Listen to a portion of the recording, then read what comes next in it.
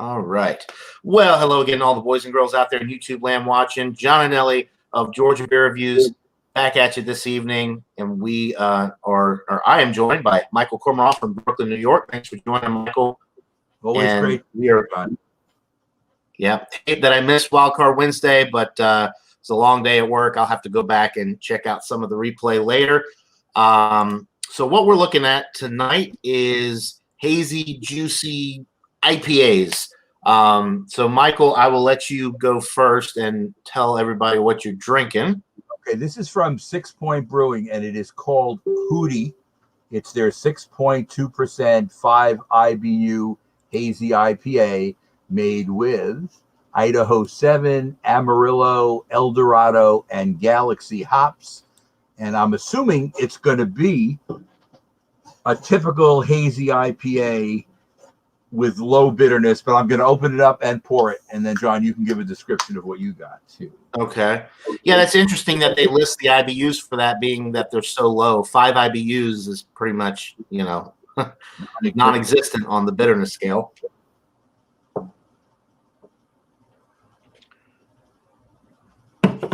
And I am drinking, while you're pouring that up, I'm drinking this one here. It's from Wildly Brew Co. out of LaGrange, Georgia. I've been very impressed with their beers.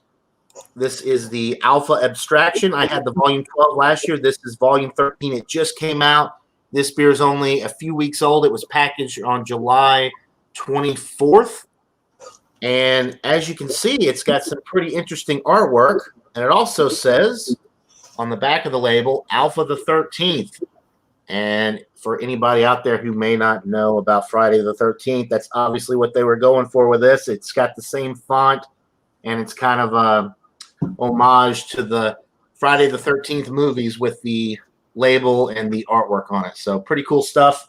And mine is 8% alcohol. IBUs are not listed, but this is more along the lines of a juicy IPA, so they're probably not too high.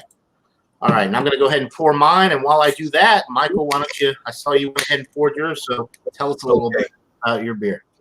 This is what it looks like in the glass. Very hazy, and I guess you describe the color as almost a yellow-orange. It's really not orange. It's kind of a dark yellow, I guess, color. And it has a nice bubble stream coming up. It's probably hard to see in this light, but there are bubbles. And it has a white, bubbly, kind of creamy type head, which has actually lost a little bit since the pour, which was only a couple of minutes ago, but it's still, you're getting nice lacing on the top, and it is recovering. So that's a good sign that maybe the age is not that much of a factor. This beer was canned on the 27th of December of 2019, and they claim it's good until June 27th, which is 6 months. So we're talking about, we're about 6 weeks past that date. So from my standpoint, I hope it can still be good. I think it's still going to be drinkable either way. I just want the hops to still be. 5 IBUs, yeah, it should be okay. I mean, the hop freshness may have faded a little bit, but it looks, I mean, appearance-wise, it looks good. As a matter of fact, ours look about the same. Mine might be a little bit darker, but. And yours might be even a darker yellow, but yours isn't orange either. Yours is yellow also. It's a yellow, yeah, more in a, like a deep yellow color. I'll put down dark yellow for both of us. Do you want me to give a quick description? Yeah, I'm interested to see how those hops are holding up. What are you getting?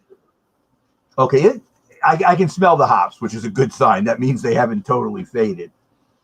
I guess I'm getting some combination of citrus, but it's not, how we talk about some are specifically grapefruit, some are specifically orange. This is just kind of like a citrus combo. So it could be a combo of orange, tangerine, grapefruit. So I'm getting kind of like citrus, but not a specific citrus, which I guess doesn't necessarily mean anything bad.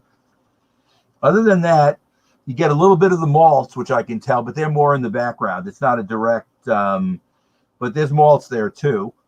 It's mostly hops, but let me take a sip and see what it tastes like. All right, cheers.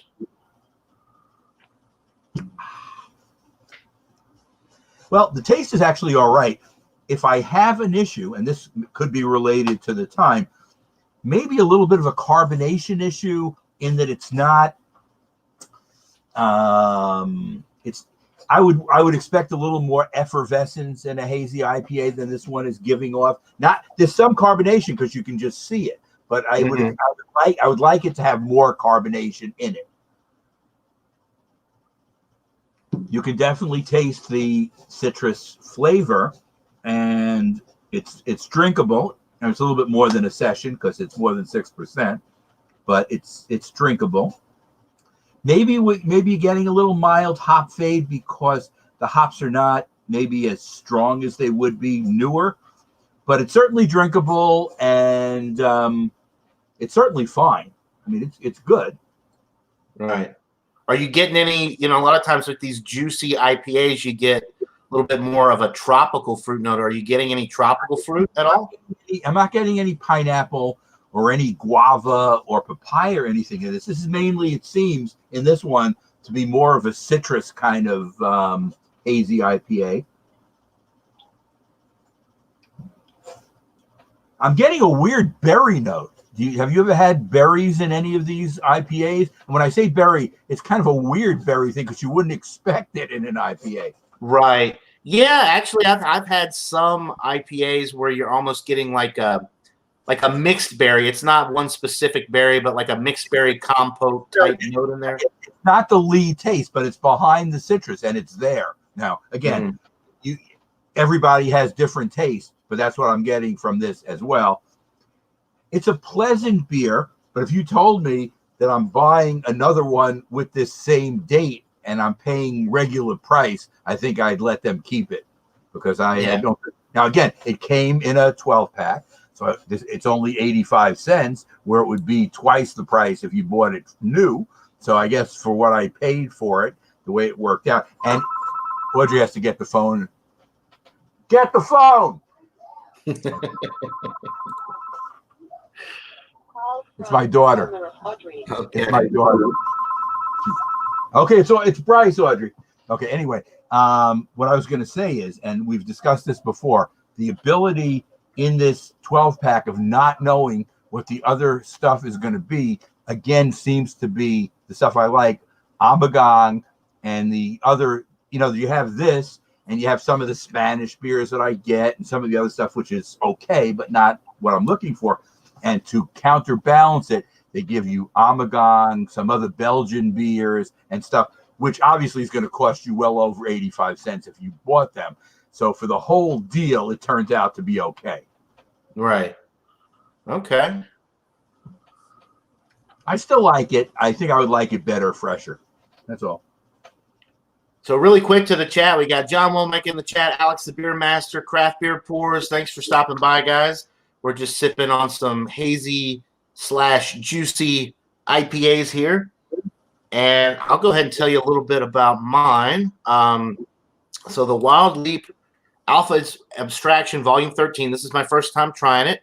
8% alcohol. I did have the Volume 12. They pretty much keep these, very similar every year. They probably just change up a hop or two just to kind of keep it, vary it up a little bit. We already looked at the appearance, very deep yellow, almost into orange. Can't see through it at all. Very, very hazy. The little bit of head is kind of sticking around, which is nice. It's funny you mentioned the berry note earlier with yours. On the aroma with this, I almost get a little bit of like a Fruity Pebbles note, which is kind of interesting.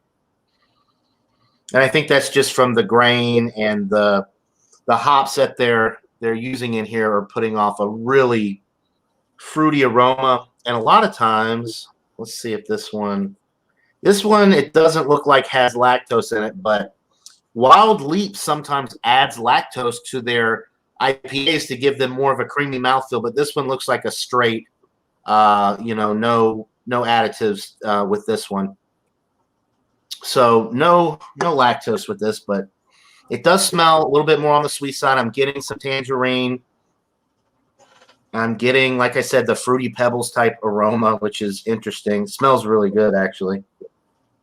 And a little bit of pineapple. So there's definitely some tropical fruit notes with this one on the aroma. Pineapple is probably the main aroma once I get past the Fruity Pebbles note. So more on the tropical side. Not picking up on any alcohol or anything like that. It just smells really good, almost like a dessert type IPA. All right, cheers. I'm going to go ahead and get into it. Cheers. Go for it. Okay, so the first thing I'm getting is tangerine. Very citrus forward, tangerine, then a little bit of the pineapple in the background. But from the aroma, it's not. It's kind of reversed. I thought maybe it would be a little bit more tropical, but it's more tangerine forward, nice and bready in the middle of the sip. Some really nice wheat bready notes. There's a little bit of that cereal grain thing coming through. Like I said, I was getting that Fruity Pebbles aroma. It's almost like a cereal grain note, like not so much Fruity Pebbles on the palate, but like honey wheat Cheerios or something like that. Like the wheat is a little on the sweet side. It's really good. It's smooth. It feels like it has lactose added to it because the mouthfeel with this is very smooth, very creamy, velvety smooth mouthfeel. Is the alcohol masked well? Can you taste the 8%? You could just, there's no alcohol whatsoever. One interesting thing, though, with this is that it's pretty much malty, sweet, fruity, bready in the middle, and then it drops off on the back end with a pretty strong bitterness that I was not expecting. Like I said, they do not list the IBUs for this, but it does have a pretty bitter finish, which kind of rounds it out a little bit. And you don't always get that with the more juicy IPAs because they lack a lot of the IBUs and a lot of the bitterness that you get with a more traditional IPA. This one definitely has a nice little bitter finish. If I had to guess, I would say like 30 to 40 IBUs. Like it's got a significant bitter finish to it. Some nice glass lacing there. It's easy drinking. Like I said, this one is pretty fresh, so I'm very happy that I got a pretty fresh sample. This one was just released about a month ago. And I love this year's. I'm a big horror movie fan. I love the Friday the 13th style artwork, so it gets some cool points for that. But I'm definitely the carbonation. Unlike yours, this one definitely has some carbonation. I'm getting some burps coming up already here. So very carbonated, high medium with the carbonation. I'm really enjoying it.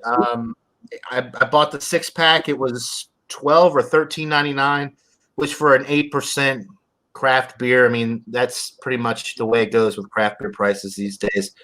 Oh man, we've got a legend Jim Rudd is one of my longtime YouTube followers and commenters. He sent me some Founders gear a while back, some glasses, a T-shirt, some bumper stickers. Haven't heard from him in a while. It says, greeting from the Motor City, enjoying a fine cigar with a Saugatuck Brewing Company Neapolitan Milk Stout. Cheers, guys. Cheers to you, Jim. Thanks for stopping by. That stout sounds absolutely incredible. I've heard a lot of good things about Saugatuck Brewing Company, but unfortunately we don't get their beers here. I don't think I've seen them either. We've also got Boogie. All right. So you can get Wild Leap in your area, Boogie.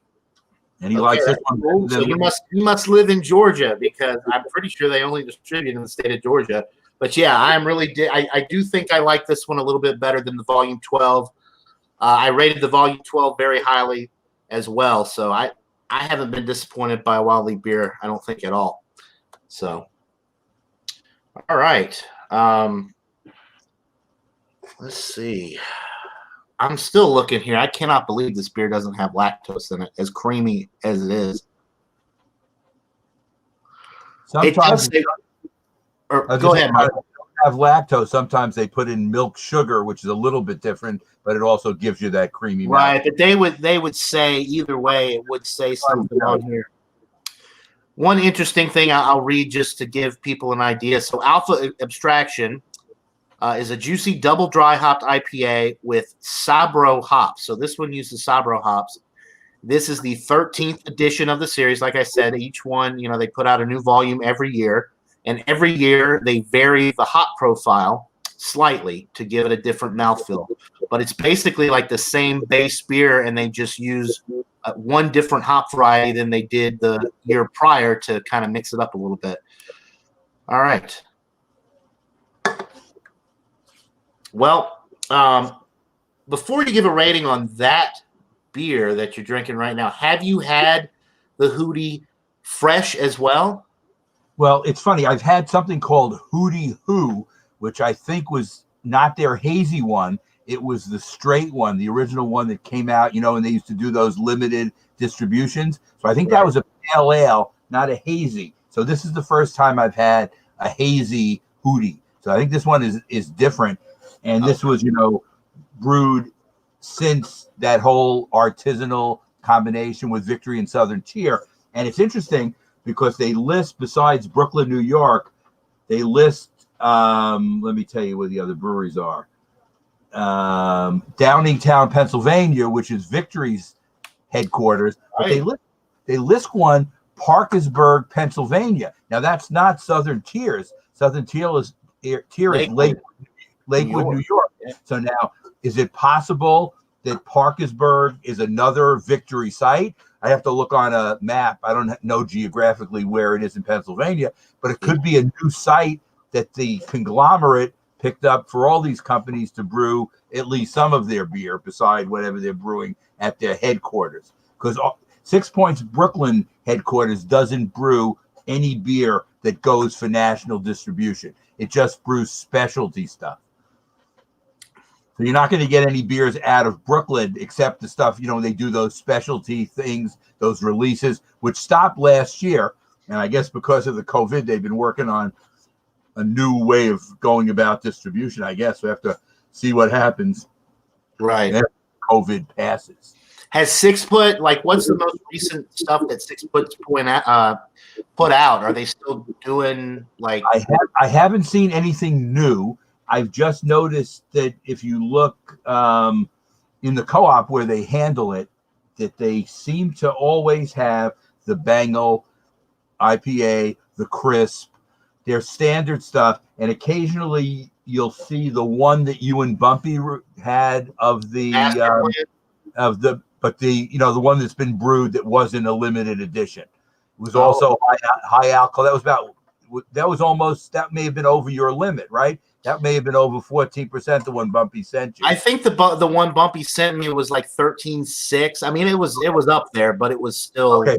So that could have been available in Georgia if they had distribution. That if it was 13.6. So right. I do occasionally see that. I see the resin, but I haven't seen any new releases, which I guess leads me to believe they may have shelved, new experimental stuff until after the COVID is over. Well, a lot of the breweries, the craft breweries are doing, they may not be distributing to the co-op or some of these other stores that they normally would, but they're brewing the beer and they're doing pick it up at the brewery day where you either go online and reserve what you want and then they'll deliver it curbside or to the parking lot, wherever, you park, or you can get the beer and then bring it outside and sit in on their property and drink the beer, and they'll actually have people come out and bring you beer, snacks, stuff like that. Bumpy, speaking of Bumpy, the Pipe Dream Brewing Company, which is in New Hampshire, Londonderry, New Hampshire, up in his neck of the woods, they were doing a thing, I'm pretty sure, where you just pull up in the parking lot, you pick what beers you want, you bring them out to your car, and a lot of people were basically tailgating in the parking lot, drinking all this craft beer, which I thought was a pretty cool idea because the brewery, it's very local. They don't distribute a lot anyway, so this was a way for them to get people excited about new beers that they were brewing and make a lot of money in the process. Right. 6 Point, to my knowledge, has done nothing since the end of 2019. So I think any brewing they're doing is in whatever their brewing site is. These other two sites, Parkersburg, Pennsylvania, or Downingtown, and I don't know what's happening. Victory seems to be doing I haven't seen new stuff from Victory either. So maybe they're all just kind of being low key in their local area. Maybe they're doing what Pipe Works did, possibly, or it was Pipe Dream. It was a Pipe Dream, you said? Yeah, Pipe Dreams Brewing Because Company. the Pipe Works, I think, in Chicago, which is a local brewery in Chicago, Illinois. So now, when you go to your local places in Georgia near you, can you go to a local brewery and do the same kind of thing, or nothing close by? Yes, actually, like for example, this beer here is a new release. They're still, Wild Leap is still putting out a ton of stuff. They're distributing though locally to all the stores here, but they have a tap room and they do brewery tours and all that. Now they're probably doing a whole, holding off on the brewery tours, but I was talking to a buddy of mine who's also a big fan of Wild Leap, and you can go and buy their beer at the brewery, and they'll let you sit there and drink it out on their patio or in the parking lot. And I'm pretty sure they have like a little. It's not maybe like a full on restaurant, but like bar food, so you get like sliders or like easy just finger food stuff. Right. But they'll let you eat it there. They have a patio area, and then I think you can order stuff and they'll deliver it out to your car as well. But a lot of the breweries are doing that just because it's an easy way for people to social distance and still have the feeling of going out and getting a drink and hanging out with friends and all of that. When we had the last one that we had at the Beach Club last Sunday, somebody joined us, and it's weird how these things work out. Somebody brought us beer from across because we had bought them tickets to get to the beach. In other words, to get in. People who joined but wanted to have extra tickets, and they allowed a certain number you could buy for each cabana. So we weren't using all of ours. So we bought extra books for them. And we didn't expect them to give us anything. We're just doing it because they're our friends. They said, nope, we have to do something. So they brought me like 4 different craft beers, which was really nice. Wasn't necessary, but they did. But their son came over, who I remember when he was about 10, just to show you how things go on. He's all grown up now. He's younger than Bryce, though. He's younger than my daughter, but he's probably in his late 20s. And he came over and he said, I picked these beers out. So I said, you like to drink beer? And he said, yes. I said, we're having a beer tasting at 3:00. Why don't you come over? So he came over, and he really fit in with the group really well. So now I invited him now to my Thursday evenings, the ones that started down my backyard. And he says he's going to come in September. So we'll see what happens. Hopefully he'll come, and he could become maybe a regular or maybe an occasional person. It's always good to have, new people giving their opinions of craft beer. And it was kind of cool seeing this one couple who would only come over if we did it in the backyard. I enjoyed the ones we did on Zoom. The only problem is, since everybody has different beers, you lose your comparison feel that you get when you're all tasting the same thing, which is, both things are good. It's just different. Yeah.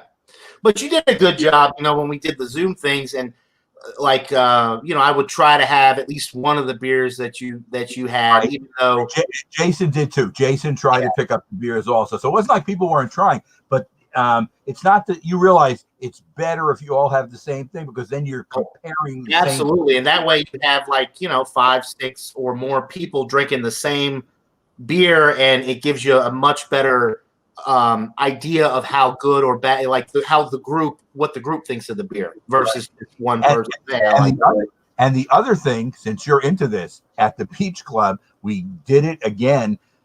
Frank, who you've heard so much about, decided to take another shot and bought the Lithuanian thing again, the 14% one. I told you what the name of it was. I have it. Oh, here. Hell on High. The Bach quad. It's a Belgian style quad Bach. As far as I'm concerned, they shouldn't say anything about their description of what it is. They're all barley wines. What they say, another one's an imperial. It's a phony style. Quad Bach and Imperial Pilsner. I mean, these don't PJCP approved styles. They're mixing styles. It doesn't matter, but it does. Look, for what they are. Every once in a while, it's amazing how complex they are. Now you have to love a malt bomb though, because you can't taste any hops. There have to be hops in it, but it's like 99% malt, and it's intense because it's 14%. So if you're somebody who's weak in that you don't like anything heavy duty, just stay away from this because Right. it's not put it this way, it is not for Alex the beer master. Right. I'm not Right. picking on Alex, but No, but he would be probably appalled by those beers. I don't think it's a beer for Jay Terrio either, because they just don't seem to be into these heavy alcohol, malt bombs. Now, I guess I'm into them because I gave it I rated it 8.75, and I would have given it more since I didn't know what it was, but I just decided it was so intense that you had to take off a half a point for the intensity. It was almost too intense. Hey, but intense can be good as long as you're not getting any strange off flavors with it. No, it was fine.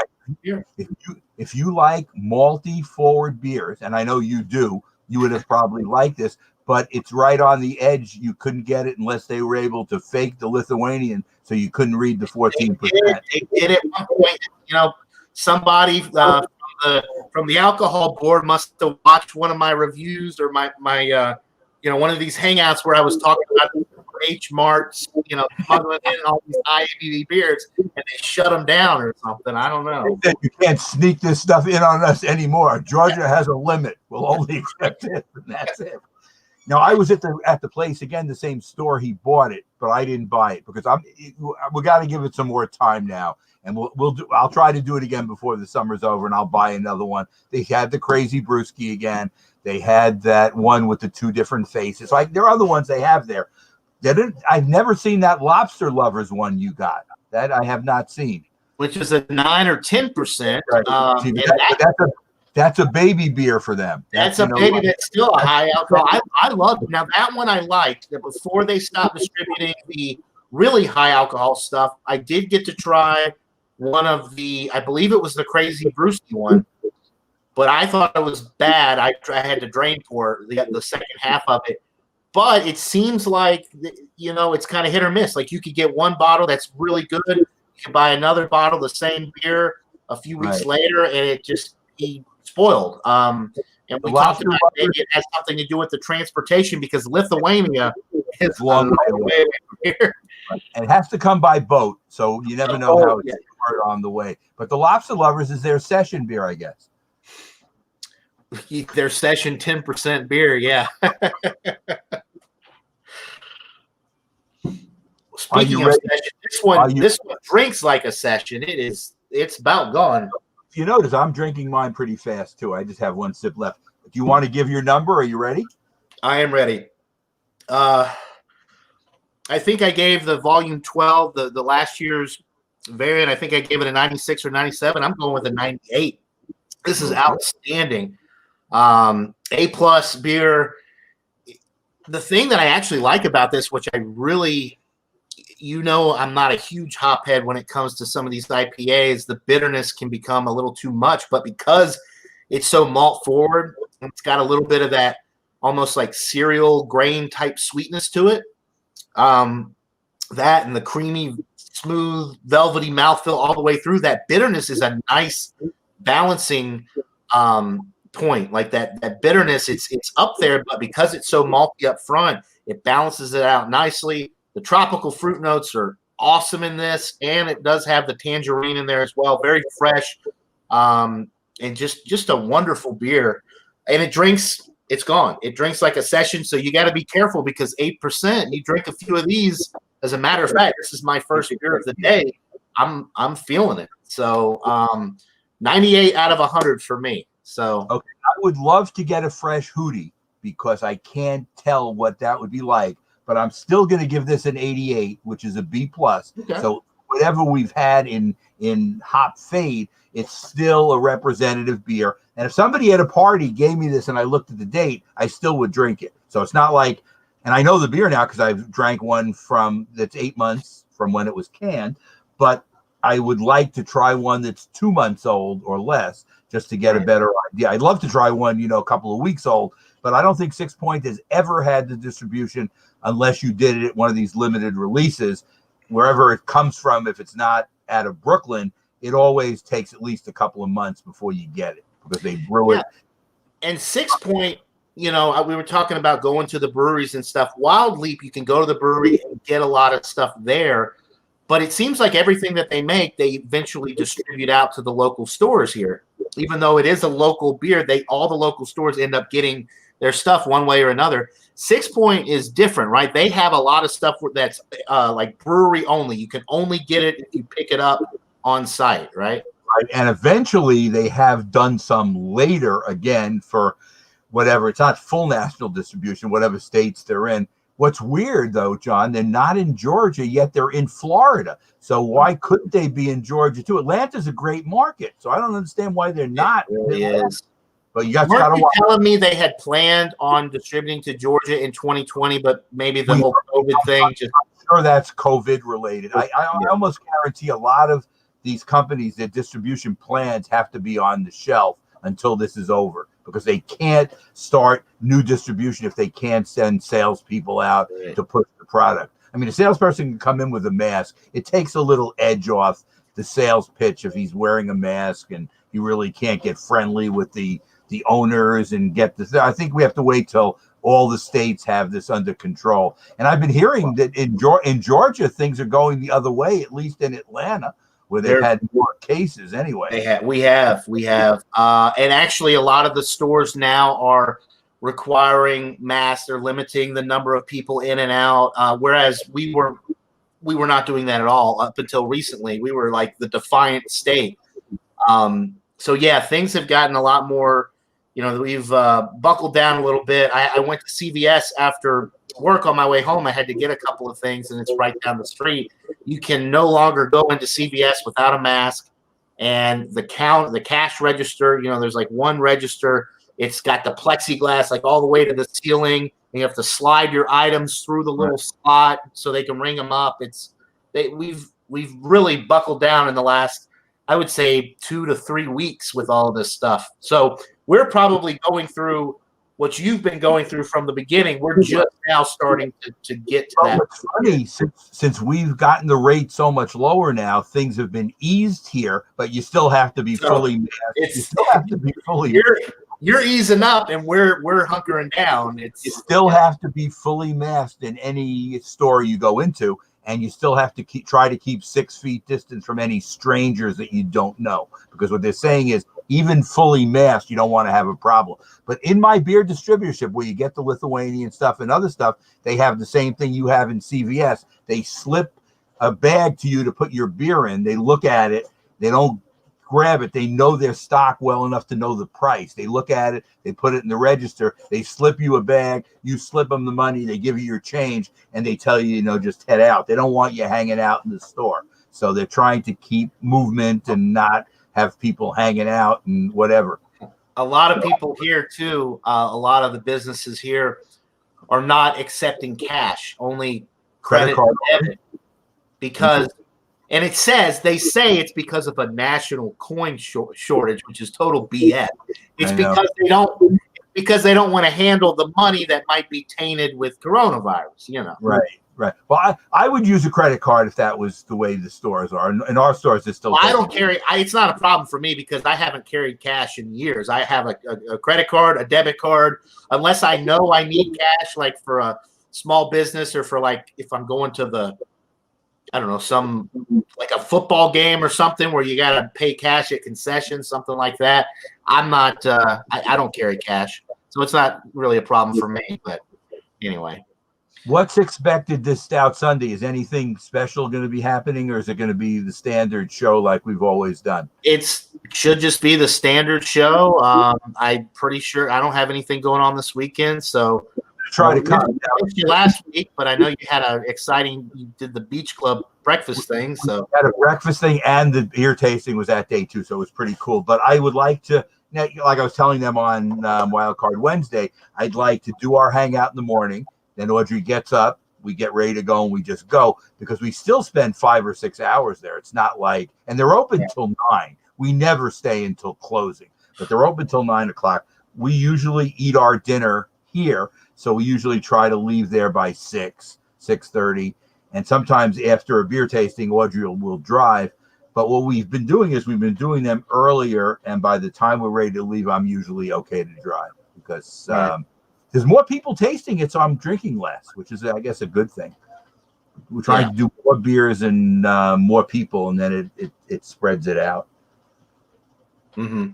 We could talk for a little while longer. Audrey's on the phone with my daughter. Yeah, no, that's fine. Actually, we're just half an hour in. We were talking about this off air, so we might as well bring it up now. We've got a few people watching here, so this might interest some of our viewers.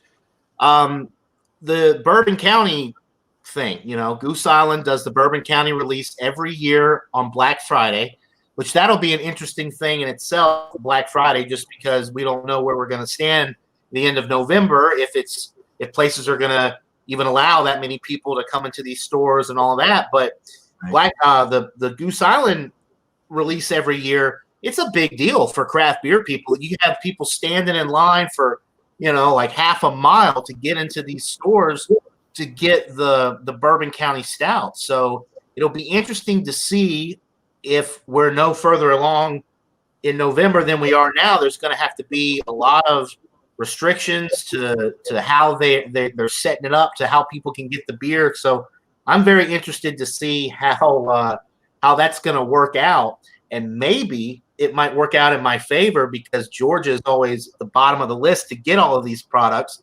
So maybe because they're not going to be buying them up. So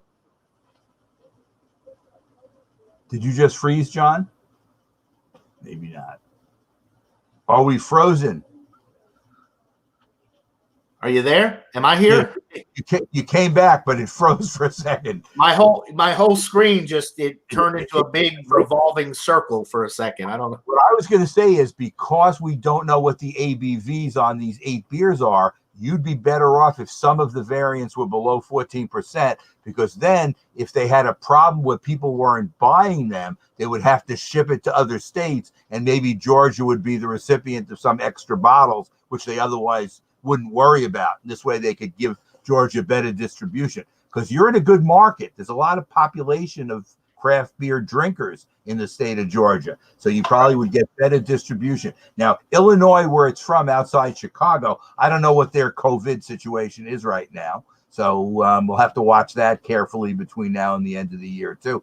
But it is already August. We're only talking about 4 months. It's not that far away. So, well, we didn't think 4 months ago, we didn't really think we were going to be talking about this now. So another 4 months, who knows? Yeah. Like you were saying earlier, 4 months ago, New York was in the heart of it, and now it's turned around. And now Georgia, Florida, Texas, Arizona. I mean, the sad part is we definitely opened too quickly after the fact. I'm proud of New York that once we got the numbers down, we started reopening slowly. But some of these other state governors, they have to be crazy because they saw what was going on. And, it doesn't matter who the president is. You have to protect your own local citizens. And if you think it's going too fast, you can't worry about the economy. You got to worry about people's lives. I mean, Yeah. I know when you're walking out in your job and you're wearing all your significant, memorabilia. It's not memorabilia. Your significant PPE devices, right? And it's 95 degrees. I'm sure it's less than pleasant, but you're doing it for your own protection and for everybody else's protection, and that's important. But you do get sweated up because there's no way around it. Summer in Georgia is hot. It's bad. Yeah, it's been in the 90s here for the past 2 months, pretty much every day. So it's not fun, but you got. At least I had, I can't complain. A lot of people are still out of work. At least I've got a secure job. I'm working every day. So, it could be a lot worse. Right, for sure. What else was I was going to ask you something. Oh, in the same place where they sell the Lithuanian, they also sell the other stuff you've seen me do, the Zwick Porter, the Black Boss Porter, and they have some other interesting stuff. I have problems, though, spending premium money for lagers. In other words, you could look and they have Polish lagers, for $2.50 for a same size as the other. I'm willing to spend for something where I know that the ABV justifies it. I can just as easily get a craft American beer. I'm not saying the Polish beers are not good. I'm just saying, as good as they might be, I don't want to pay triple the price for a Polish lager or a Polish Pilsner. That's me. And then other people may buy this. It's on the shelf, so they might. I'd rather almost buy some of the German ones, which tend to be discounted, and they're all under the German purity laws, so they don't have additives in them, and they're always discounted in the same distributor. So I buy those sometimes, and the food club has been interesting. I've been buying those mystery things mainly because my daughter's been shopping. Because when I go, I try to look at everything they have. But even when I've gone, it's been kind of a limited supply, because I have a feeling that what they've decided is beer is not their priority now. They're trying to make a profit because they don't have any of their regular volunteer workers. So they have people they're paying. And because of that, they're trying to increase how much they sell. And I guess beer is a high markup item, but everybody doesn't buy it. Where everybody buys, meat and vegetables and what else? Fruit. So that's the stuff they seem to be pushing, I think, more than the beer. Right. Yeah. But that's just the co-op. It's not, it's not the way all stores are. I would have come on for the ice beer thing on Monday. The problem I had is I couldn't get an ice beer in a big container. I would have had to buy a 6-pack. And I draw the line, because what am I going to do with the other 5? Where are the other 5 going to go? I can put one in my book. I'm not going to do an ice beer at one of my tastings because it's not craft. Right. Molson and Labatt and some of it's still not craft beer. Those are from conglomerates. They're not craft.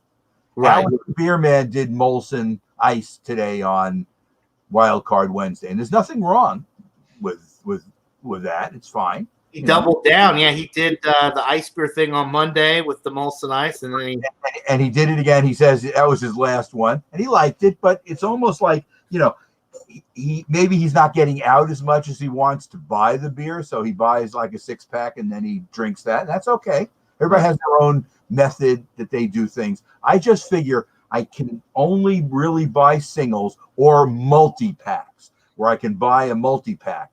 But with the mystery beer, you don't know how many you're going to get. Usually never get more than 3 of one thing, which I guess is another good thing, because although if they were going to give me 3 of the 3 philosophers, which is that Amagon Quad, I could live with that. And that's almost 10%.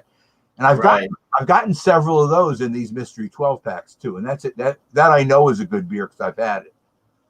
Well, and it seems like you're always getting your money's worth out of the mystery. You might have a beer or 2 in there that's, a little less than par or less than average, but when you're getting a 10% Amagang or one of these high alcohol, like kind of rare crafty beers, like like the Reserva, I always talk about the Alhambra beers that you get in those packs. Like I never even heard of that stuff. We definitely can't get them around here, but it just seems like you're getting your money's worth because you're getting some really good stuff throughout those. Have you ever tried San Miguel from the Philippines? Mm-hmm. It's a lager. Yeah.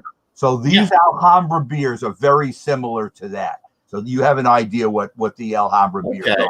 At least they're Reserva 1925. The other one, the Roja Red, was different because it was higher alcohol. I think that was 7.2. I think the other one was 6.4, the Reserva 1925. But it's similar to their beers. Maybe the San Miguel is lower alcohol. Maybe that's only 5.5. But it's similar to that. And that was a Spanish colony, the Philippines, before the United States became its it was our possession after the Spanish-American War, and we were the country that granted them their freedom. I don't remember what year it was, but we gave the Philippines their freedom. They were our allies. So they were actually overtaken by the Japanese during World War II, and they were our allies during the war. They were under, Japanese rule until we made our comeback and whatever, and we were able to win the war eventually. Whatever. Right. And that's it. But I'm looking forward to Sunday. I'd like to take part. And the beer decided for Malty Monday, not that I wanted it to be, is Golden Ale.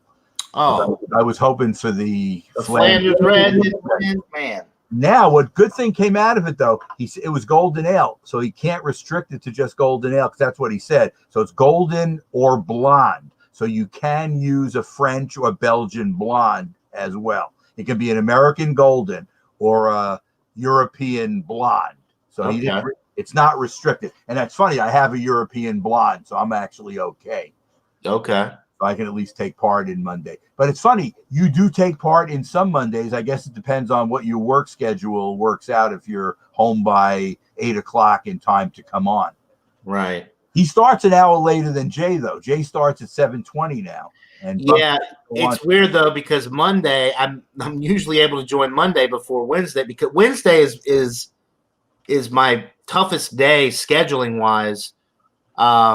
So I'm usually on the phone till like 8:30, which is about the time that he's going off air with his Wildcard Wednesday. So I haven't been able to join the wild card as much. I mean, I've talked to Jay, knows it's not personal or anything. It's just I haven't really been able to do it. I actually wanted to join the theme night, the beers with seafood. I went out and bought some Cajun crab dip and had a Bohemia Pilsner, and I was ready to go, but I just couldn't get off the phone. So. Right. Well, I'm lucky that you're able to join me for the secondary ones that we do together, because by the time you finish your calls, I can stay on later, because I don't know if you remember in the old days, they used to go longer. Jay's used to go longer, or right. I was hanging out here. So my wife doesn't expect me to come back until 9:30. We're a little bit past that now. So if you want to wrap this up, that's cool with me.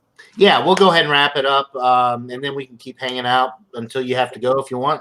But very good beers we had tonight. Well, yours wasn't quite as fresh, but still an 88 out of 100's a B+. Right, it's fine. It was fine. It held up well, everything considered, I think. And yeah, I really love my juicy double IPA from Wild Leap. So thanks to everybody for watching. We had, I think, 10 or 11 people at one point watching. So thanks everybody for watching this Wednesday night hangout. Thanks to Michael for joining me. And we will see you all on Stout Sunday. Until then, everybody, cheers. Everybody have a good and drink good beer. Drink good beer. That's right.